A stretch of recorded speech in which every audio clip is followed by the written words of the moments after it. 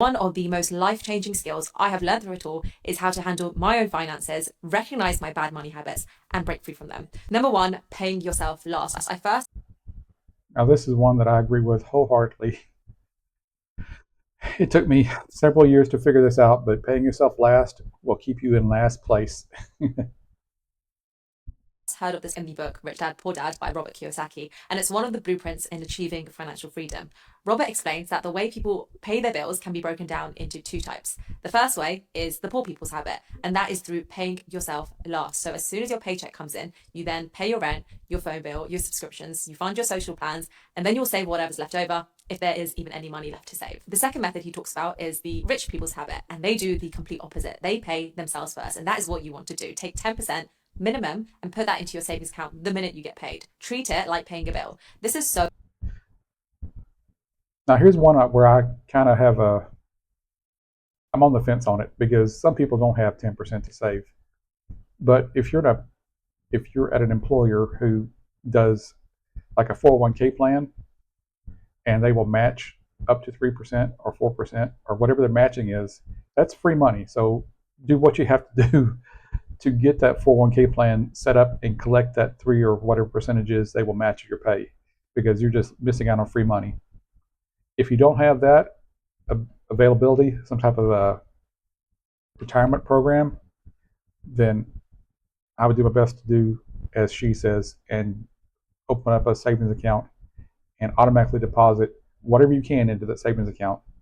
Barring that, I would also think about opening up a brokerage account with Schwab or one of the other brokerages that offers IRAs, which I would say at least 100% of them do.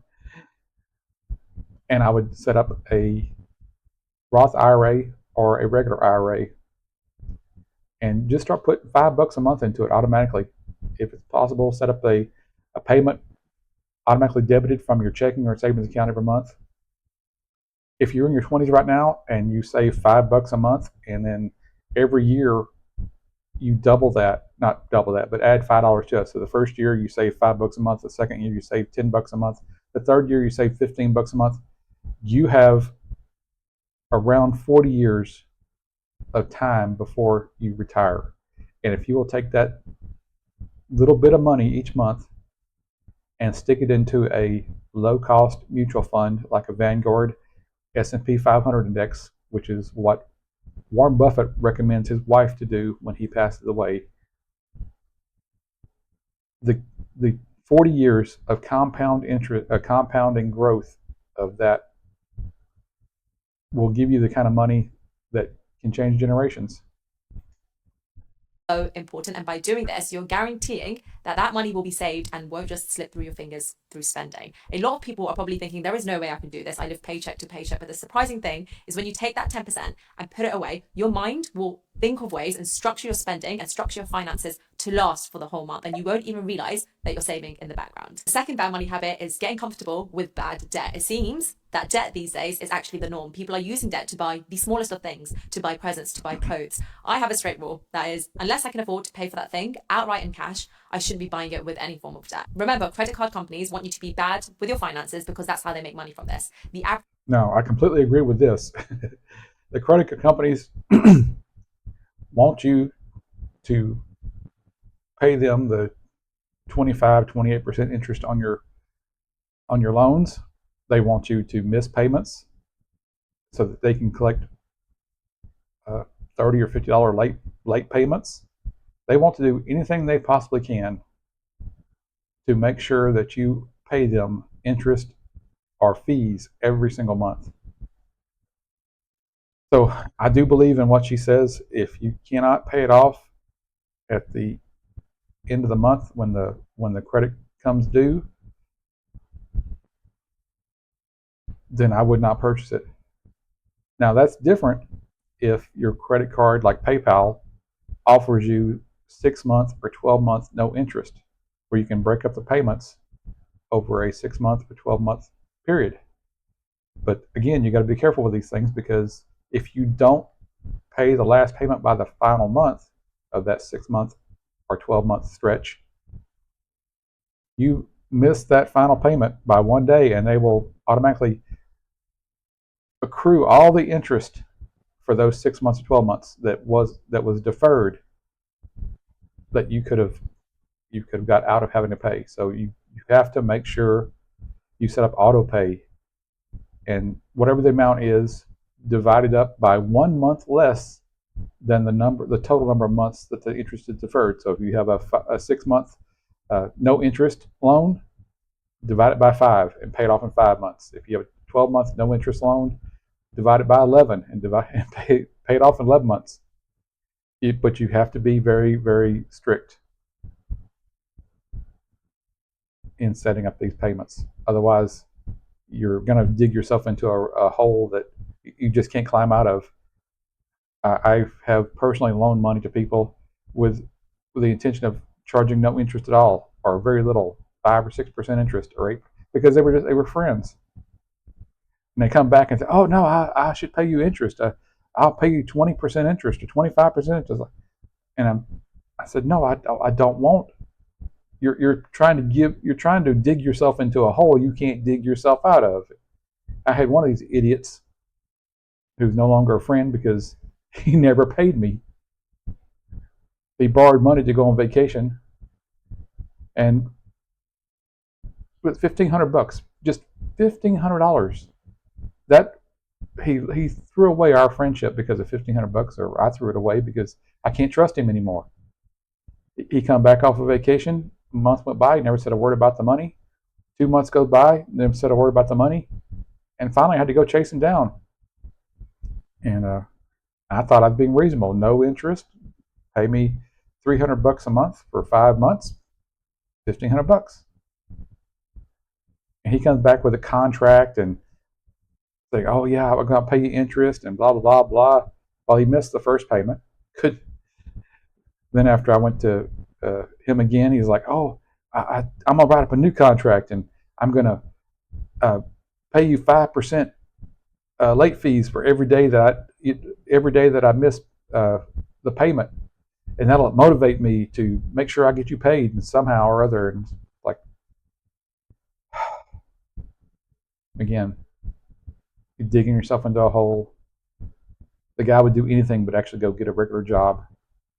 And he wouldn't. I mean, hell, I would deliver pizzas if I had to dig myself out of a hole. I've done that before. I've done uh, crappy jobs because I needed to pay off my debts. Anyway, just be careful. I've had some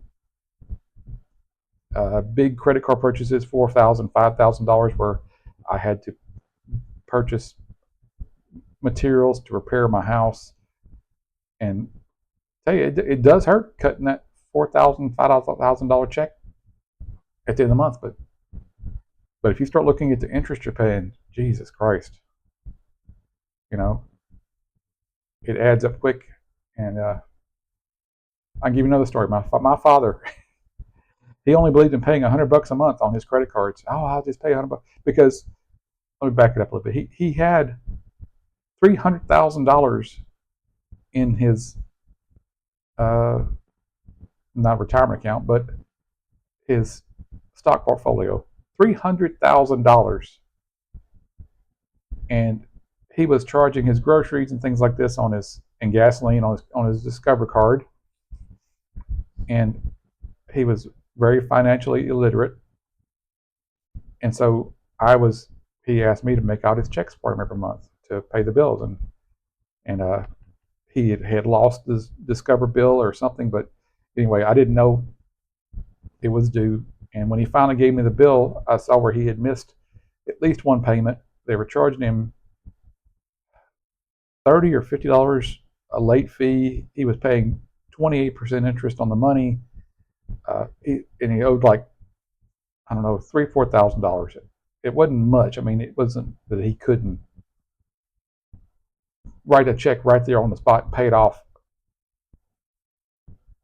And the minimum payment was like $160. 100 of it was interest and late fees. And I said, "Dad,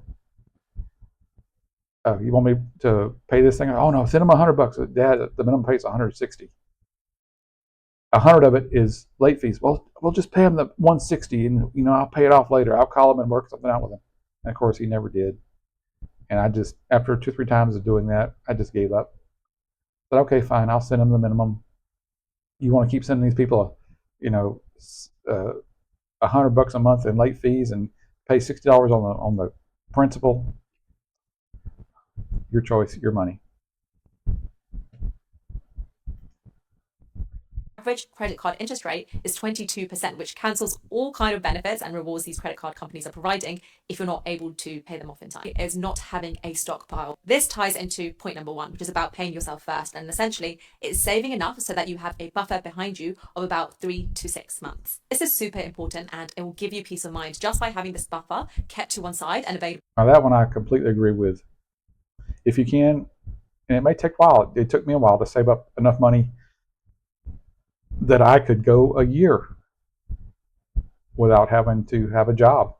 I had enough money saved up to pay all my bills, insurance on my house and my car, and just I sat down one day and I figured out how much it cost me per day to live, and it was something like $35 a day.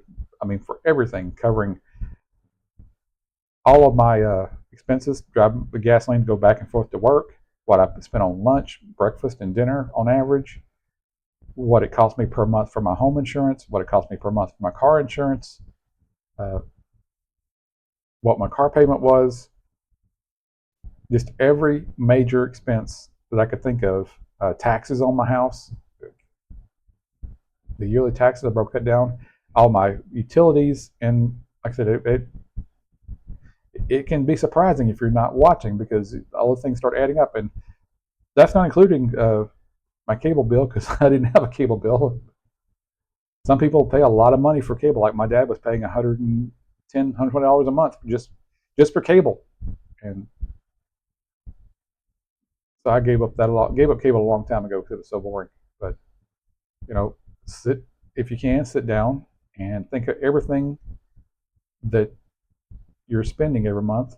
Look at your checking account and see all of the checks you're writing out each month. I'll give you a really easy but rough draft of how much you spend each month.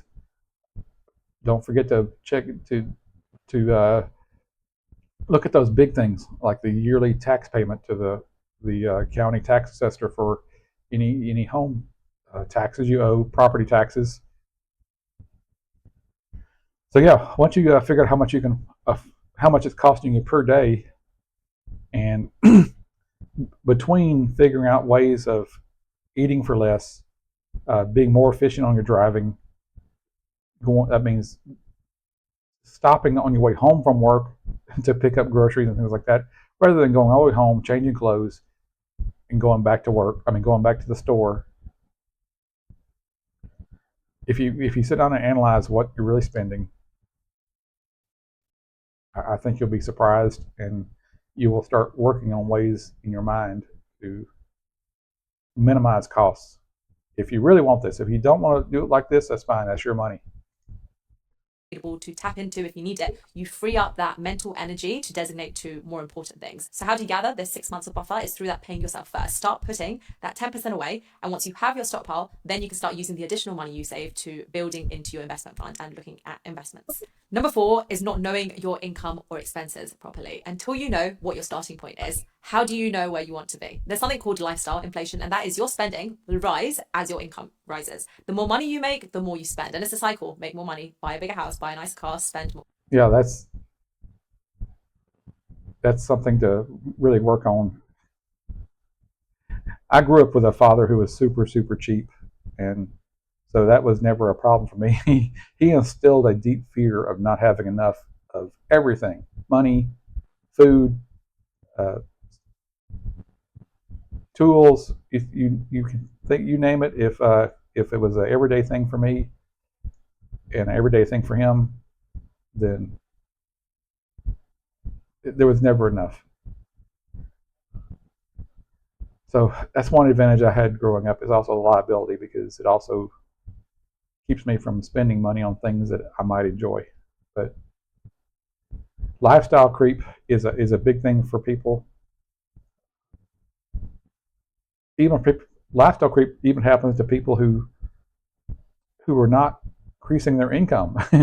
Their lifestyle is not their lifestyle's going up. For example, buying Uber Eats. Quite literally, they're rather than going to the grocery store and purchasing their food or using an app on their phone to order from their fast food restaurant, wherever they want to order from, and looking for whatever kind of discounts or coupons, they'll order Uber Eats or some other delivery service, and they'll take what would be a $10 or $15 order, and all of a sudden they're paying $20 and $30 for the same order. I have one neighbor, she doesn't make $30 an hour, so when she says, "Oh, I only ordered Uber Eats 3 times this week," it's like, no wonder you're broke. You're not keeping track. Well, it was just so convenient.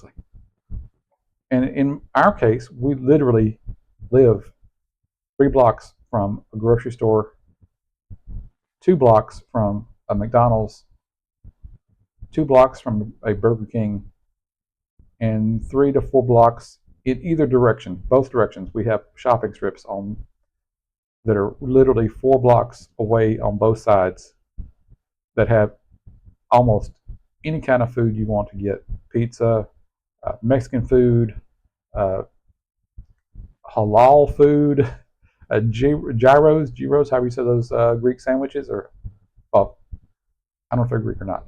Gyro sandwiches, sushi. You can literally walk 4 blocks and get what you want. So I don't understand it. Why she couldn't just order the food, drive her little car 4 blocks, pick it up, and come back. Save herself $10 in delivery fees and tips. More, make more. And it's crazy how normal this is, but it is a recipe for disaster. Fifth bad money habit is having expensive hobbies. A lot of people like to shop, and I guess, yeah, part of this is retail therapy. But again, marketing, social media, and these multi-billion pound organizations love to tell us how much we need to spend our money and spend our cash instead of keeping and investing it. Next up, we have focus. This is a personal pet peeve of mine. The USA is such a consumer-driven society. We get bombarded with commercials every day telling you, have it your way, you can have it now, 10,000 easy payments, you deserve it. You only deserve it if you can pay for it. And what I mean by pay for it is you're not putting yourself into a financial bind. I guess one of the best things I did in my life was to get rid of my regular TV set and give up watching all those commercials every day, because they'll tell you that you're not good enough, that you need this car, you need this face cream, you need these shoes, you need this and you need that, and all these influencers and these celebrities on TV, they're all getting this stuff for free. they may have, when early in their career, they may have had to pay for some of these things to prove that they could sell it. We're good at marketing these things. But you think Kanye West pays for anything he wears? You think the Kardashians pay for anything that they wear? No, once they get an audience built up of followers who think that those are the people to follow, these marketing agencies, these brands, they can't wait to pay them to wear their clothes or to use their products. How much do you think Oprah gets paid to do her favorite things list every year? How many companies beg her to take their products and pay her who knows how much? God, ungodly amounts of money because whatever product she recommends, they automatically become bestsellers. Focusing purely on saving. If you want to improve your financial position, you can firstly save more of your existing income, or you can make more money and create more income streams. And the ideal combination is a mixture of both. You can't build wealth if you're making more money and spending it all, but you also can't if you're just focusing on the saving side, because there is a cap to how much you can save. Using those cashback sites will only get you so far. So to truly build wealth, you have to think of both sides of the equation, both how you will save a larger percentage of your income, but also how you will make more money. Saving money side has a cap. The making money side does not. It's infinite. There is unlimited potential upside, whether it's investing in the stock market, asking for a pay rise, starting a side hustle. You want to break the bad money habit of thinking that saving money is going to massively increase your wealth. Number 7, paying too much in taxes. Taxes are going to be the single biggest expense in your life. Whilst everyone has to pay tax, a lot of people just pay it without considering how you can legally reduce your bill. Legally is the key word here. The wealthy, they have knowledge of legal. Yeah, here's a big one that I'm still working on. Minimizing your taxes. I was able to minimize my taxes by maxing out my 401k plan at work. So, being a single person with no dependents, no wife, and no side job, I pay the highest tax rate for my income bracket. I pay the highest tax rate versus a married family, a married person, and a married person with children. So I don't get those tax breaks.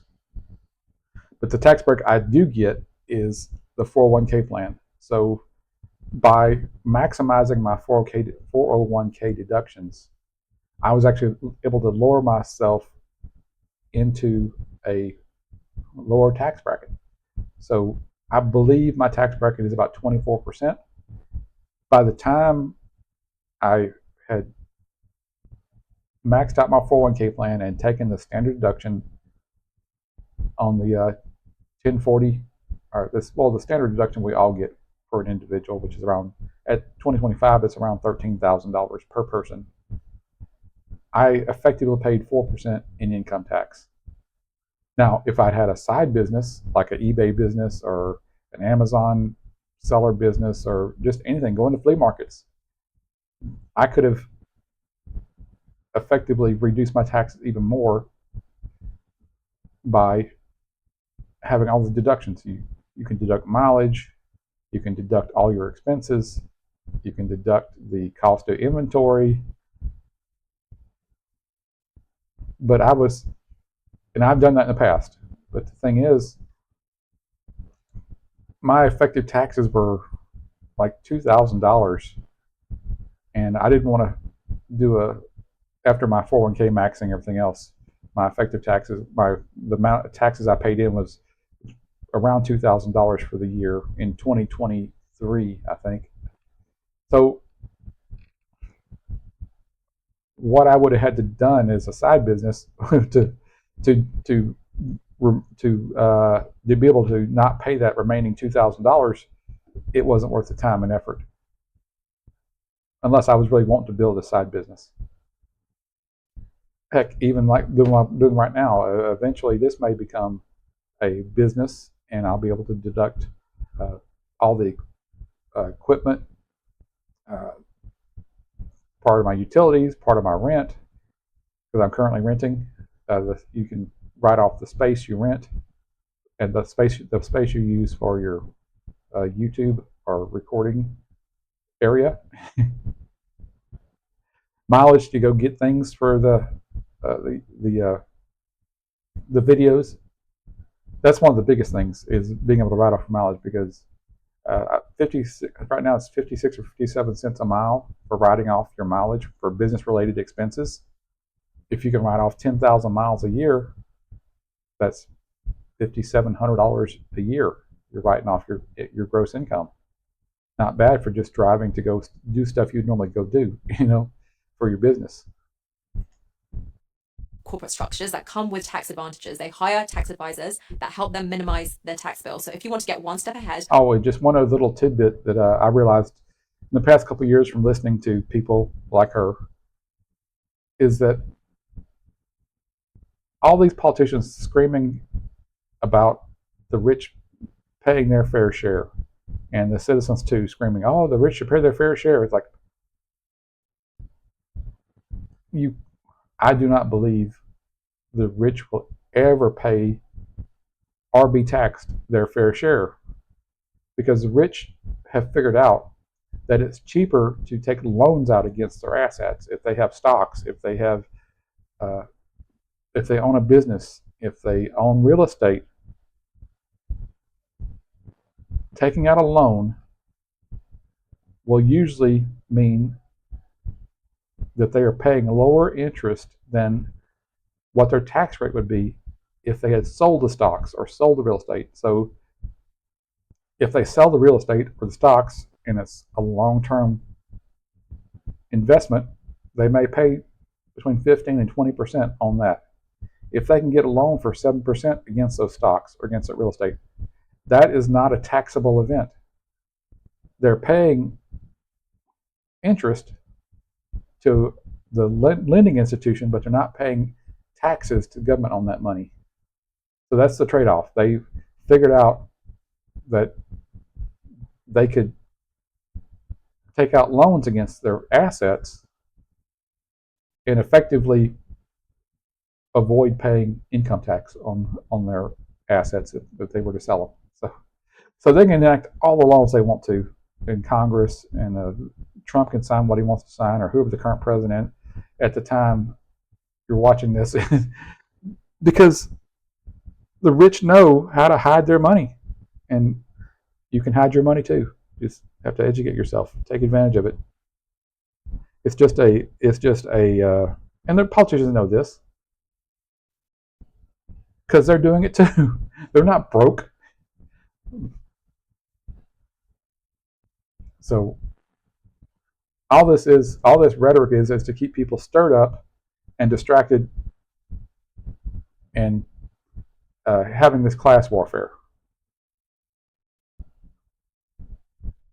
One of the best ways to increase your wealth is through understanding tax rules in a way that stack up in your favor. For example, investing through an ISA or a Roth IRA, which is an investment account that shelters your dividend and profit from taxes, or operating under a business instead of an individual if you're a solopreneur. All of this stuff is absolutely legal. And if you are someone who disagrees with this and prefers to pay more taxes, regardless of whether or not you can reduce it legally, then it doesn't hurt to understand the tax rules and reduce that tax bill so that you can instead use the money to give back to things that directly align with your values instead of letting someone else decide where that money should be going. Number 8, waiting too long to invest. When you start having saved, yeah, this is I've had so much pushback or just outright ignored me. I mean, I'm 58 years old. I've been trying to tell people that I work with who are in their 20s or 30s. I keep trying to tell them, and they don't believe me because they don't want to do it. They don't think they're making enough to save. Like, they just don't understand. If you're 20 years old, you're 30 years old, how valuable that 40 or 30 years of work life before retirement is in building wealth, building life-changing money, building enough money that if a sudden catastrophe happens, you don't have to worry about it. They always put it off, and I try to tell young people, so start investing now. Do it. Just please, just save $5 a month. Save $25 a month into an IRA or Roth. Oh, it's too complicated. Just like, well, you're choosing to retire broke because you just don't know what's going to happen. When she says Roth IRA versus traditional IRA or Roth 401k versus traditional 401ks, if you're young, go with the Roth, because Roth, you're putting money into the account. It's post-tax. You're not taking the tax break now, but you're not going to pay tax on the money you put into the account, into the Roth account, or any of the profits. Whether it's going to have to be stocks. So whether it's a mutual fund or stocks or bonds or whatever the investment is in your Roth IRA or Roth 401k, if you're in your 20s or 30s and you've got that long, maybe even 40s, I would go with Roth. You're going to pay the taxes now, unless you can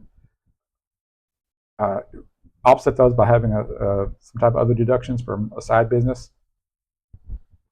But you don't know what the tax rate's going to be in 30 years. You have to assume that's going to be higher than what you're paying now. When it comes to the traditional Roth, traditional 401k, traditional IRA, you put money in there that is pre-tax. So you hadn't paid tax on it now when you invest it. But when you start withdrawing money from those two types of traditional IRAs, traditional 401k plans, you will pay taxes on the money as you withdraw it. The money you put in plus any profits that have accrued, you're going to be paying taxes on those. So if you're my age, you're in your 50s or so, and you're starting to do it now, it doesn't make much difference. But if you got 20, 30, 40 years of work life left, I think it would be better to put it into a Roth. That's just my opinion. This is not financial advice. Just my own personal experience and opinion. Savings, you have that stockpile, that buffer that we spoke about. Then you want to start looking at investing that money so that your money starts working for you, and you want to diversify those investments so you can weather different situations that come around in life. But you want to avoid leaving that money in a bank account, because inflation is a thing, and it means that you're essentially losing money every year. So I have a mixture of safe investments, of riskier investments that I'm willing to lose as well. Start looking at different investment strategies once you've saved up enough. Don't leave any additional money more than you need to. Yeah, that's why I agree with her. If you're in a traditional bank account, savings account, or checking account, sometimes you can get paid interest right now in 2025 of a couple percent. My bank doesn't pay anything on my checking account. My bank does pay, depending on how much you keep in the account. If you can keep over $100,000 in your savings account, which I think is kind of ridiculous, then they'll pay you 3.9 or 4.9% interest. But that's still, in my opinion, and it's just my opinion, below the inflation rate right now. Right now, I think they're claiming that inflation's at 3.9%. I claim that's crap, because they modify what things that they monitor when they publish those inflation rates. I can tell you right now, I can see inflation in my life because the cost of gasoline for my car is going up. I can see it in the food that I purchase at the stores, where used to 2 years ago or pre-COVID, some of the canned goods I'd buy were $1 a can. Now they're $1.58 a can. That's 58% inflation over the course of a few years. Did your income go up 58%? Mine didn't go up 58%. I had to quit my job and find another one to get a 20% raise. And when I got that 20% raise, I had to move to a new area. And all of a sudden, the cost of my rent was eating up 3/4 of that 20% raise I got. So anyway, I'm blathering. There's always going to be reasons why you can't invest, because you don't have time, you don't have enough money, you don't know where to start. But the longer you put off investing, the harder you will have to work to get that same level of financial freedom as someone who starts investing earlier.